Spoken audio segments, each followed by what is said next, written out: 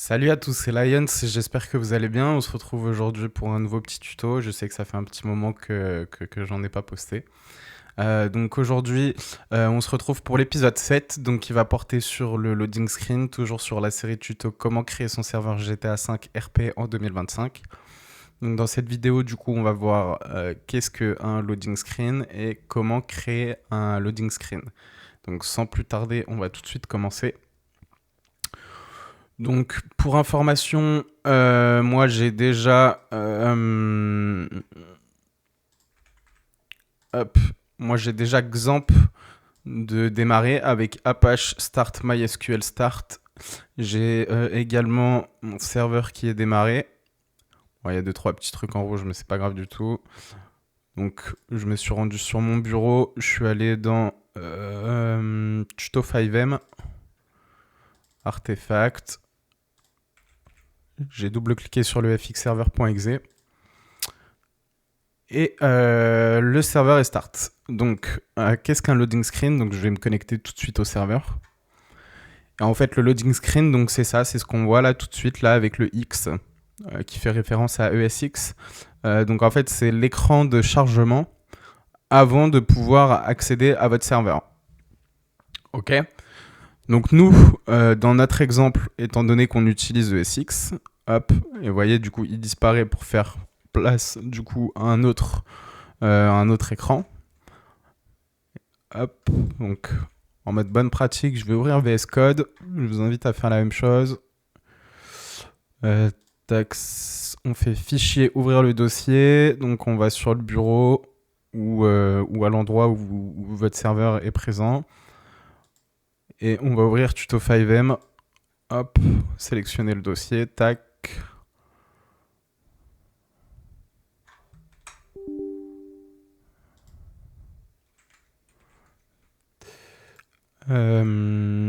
Hop, donc voilà, donc on est comme ça, on a artefact et xdata, donc on va dans txdata, ESX legacy, gna gna gna, ressources, ensuite on va dans core.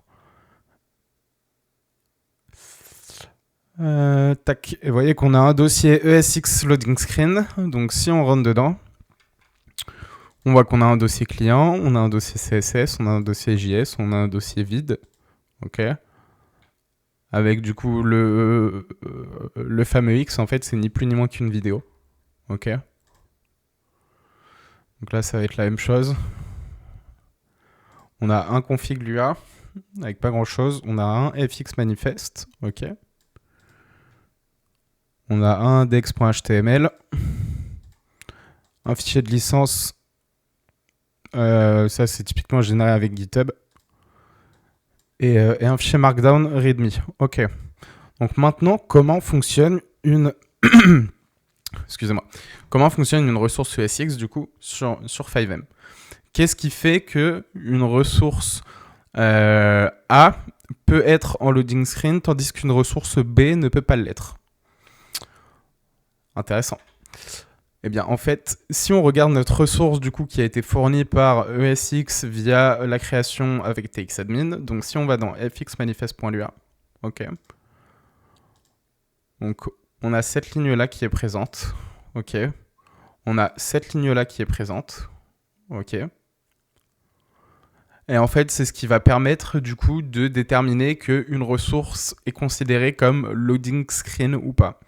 Et ça, entre guillemets, ça vient pas de n'importe où. Hop, donc si on fait une recherche Google en mode doc 5M loading screen,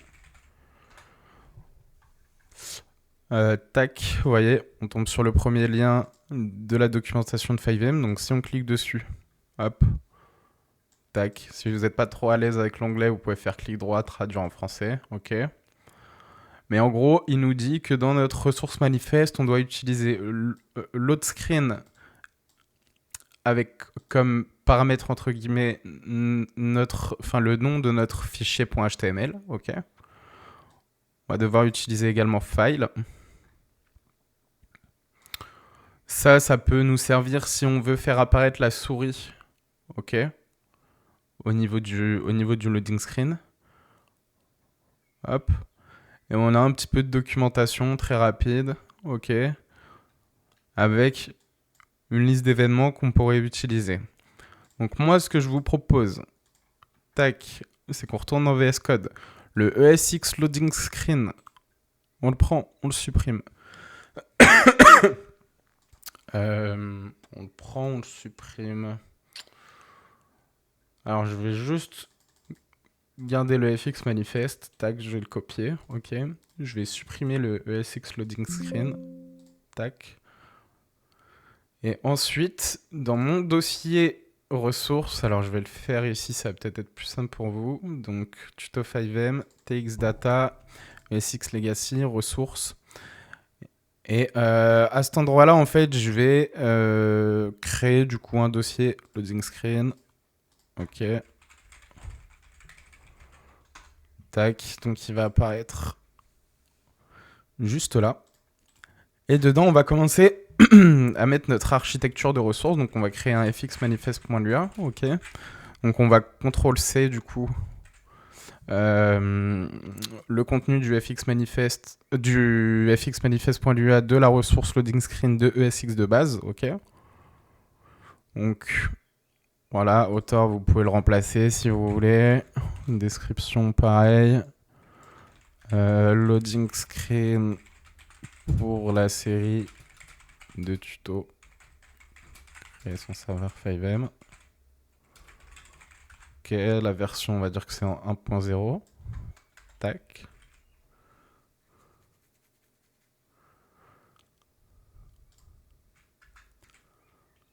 Tac, tac, tac. Nous, on n'aura pas de config.lua, donc on peut l'enlever. On n'aura pas de client.lua non plus. Et après, dans les files, hop. Alors, moi, je vais les afficher comme ça. Tac. Tac. Ok, hop. Et là, du coup, dans mon loading screen, dans mon dossier, je vais créer un dossier asset. Dedans, je vais créer un dossier HTML, je vais créer un dossier CSS, je vais créer un dossier JS. Attendez, je vais zoomer un peu. Hop. Donc, loading screen, j'ai un dossier asset.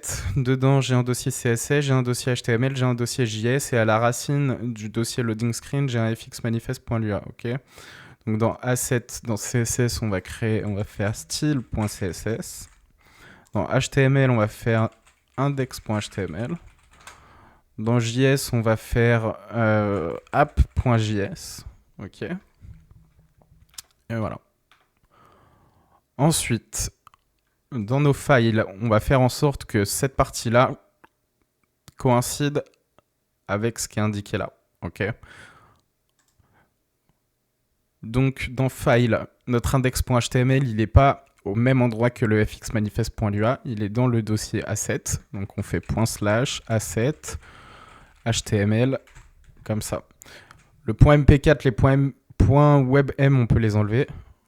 Là, on va faire pareil pour asset.js, sauf que nous, on l'a appelé app.js.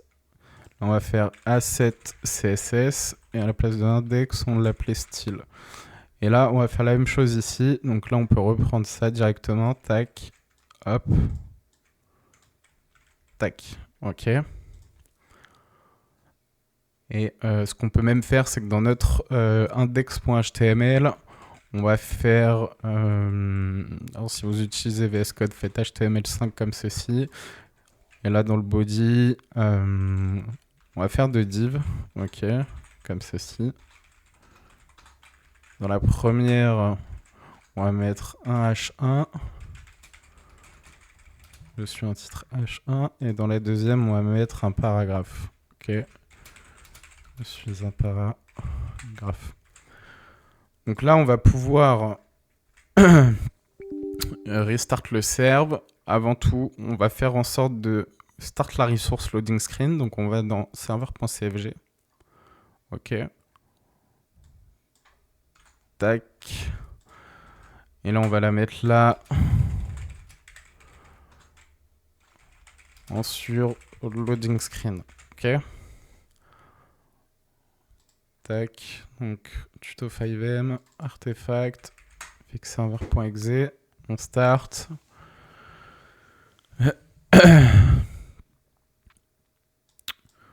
Donc là, on voit started ressource loading screen. Par contre, on voit qu'on a une erreur. Donc warning could not find file asset CSS style CSS defined in fxmanifest.lua à la ligne 13. Donc fxmanifest.lua ligne 13.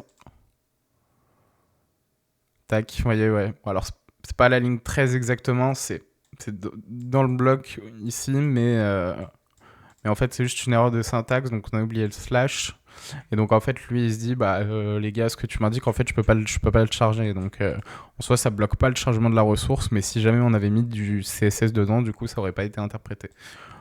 Donc là pareil, on va restart, tac, boum, hop, et là start ressource loading screen, nickel. Ok, donc ce qu'on va pouvoir faire c'est qu'on peut accéder au serveur maintenant. Ok,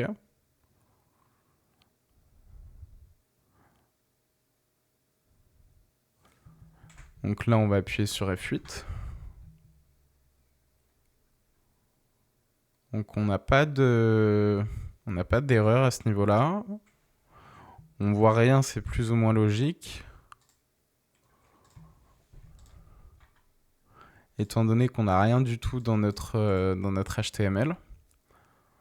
Mais au moins, on n'a pas d'erreur ni en console, ni côté client. Donc c'est plutôt très bon signe. Donc ensuite, maintenant ce qu'on va faire, donc on va... Dans cette série de tutos, on va s'aider un petit peu de l'IA, ok? Donc, vous pouvez prendre du chat GPT, ça peut largement faire l'affaire. Et donc, en fait, ce que vous allez faire, donc moi j'utilise en ce moment Claude IA, ok? Et donc, en prompt, vous allez lui dire « Salut, réalise-moi une page HTML, CSS, JS pour un loading screen sur 5M, une page UI UX. » UI UX, c'est User Interface, User Experience, dans les codes un peu du jour, entre guillemets. Je lui ai dit, je veux de l'animation aussi sur la page, mais à faible dose. Ok, donc il m'a généré quelque chose. Ok. Et donc c'est une page HTML, ok, qui contient et du CSS et du JS. Ok. Donc nous on va cliquer sur les petits boutons copier. On va foutre tout ça dans le index.html. Et vous voyez que le index.html il fait 385 lignes. Donc nous on va le découper un petit peu. Donc hop, tac. Donc tout ce qui est situé dans la balise style, on va le prendre, on va le copier.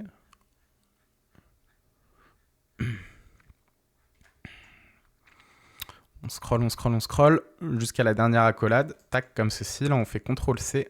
Ensuite, on va dans Loading Screen Asset CSS Style.css, double-clic dessus, CTRL-V. Alors, petit tips, si vous voulez réorganiser un petit peu au niveau des espacements et tout, ce que vous faites, c'est que vous faites CTRL-A pour tout sélectionner. Et ensuite, vous faites... Alors, attendez, je l'ai de base. Alors, attendez. Comment on fait? Merde. Ah, je l'ai fait des centaines de fois, j'arrive plus en vidéo.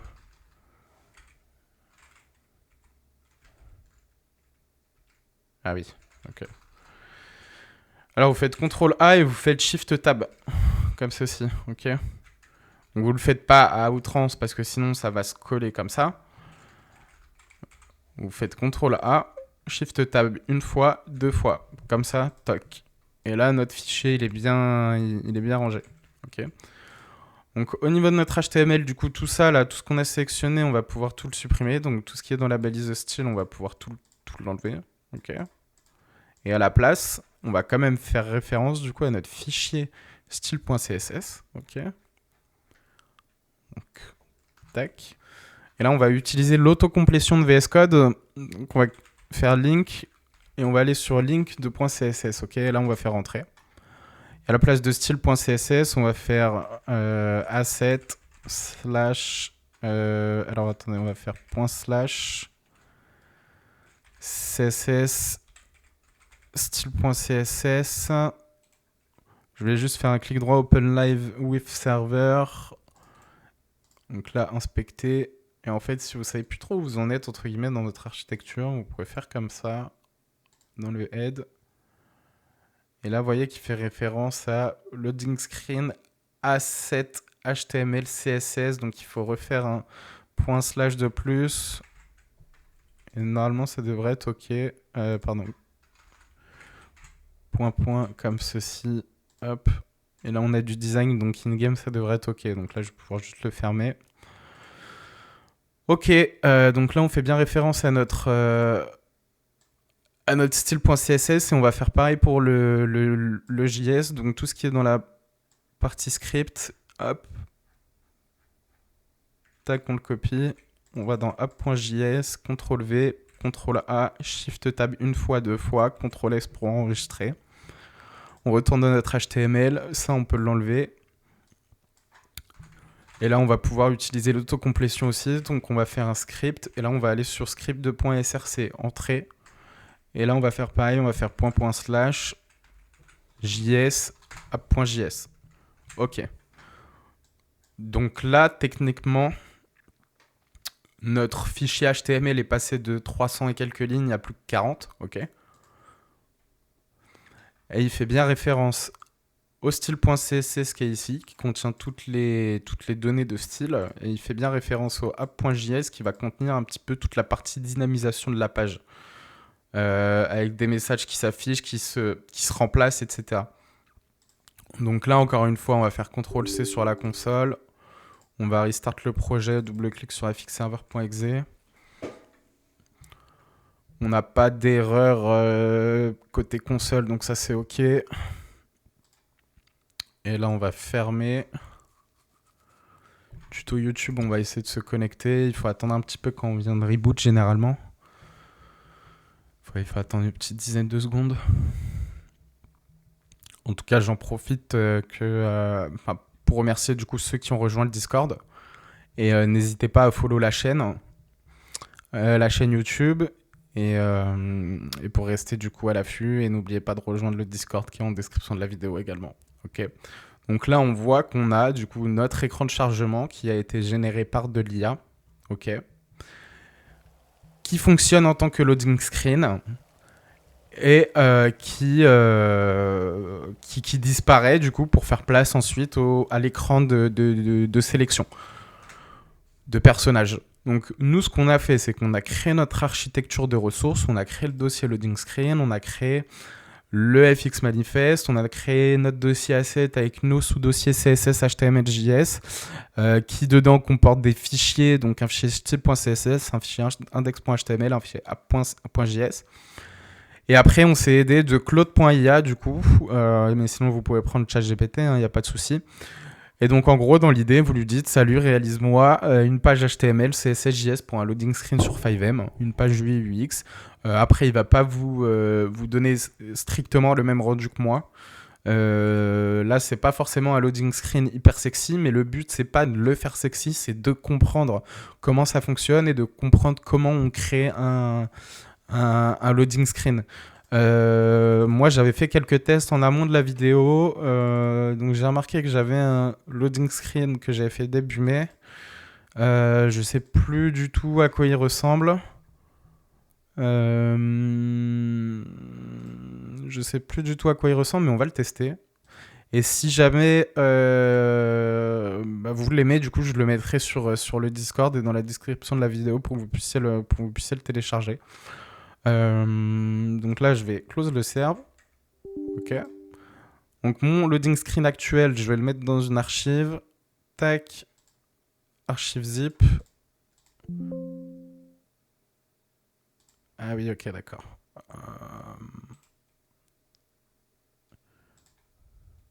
Alors, tac. Loading screen tuto YouTube. Et donc lui, je vais pouvoir tout supprimer. Alors le problème, c'est que c'est VS Code, il est tac. Donc là, je vais pouvoir l'enlever. Là, je fais juste un petit test en mettant le live rapide.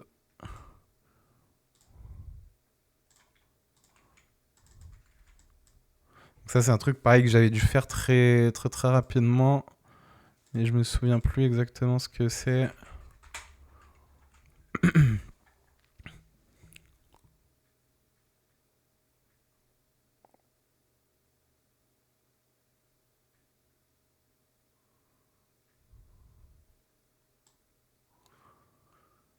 sens le truc bien buggé. Je me rappelle plus du tout.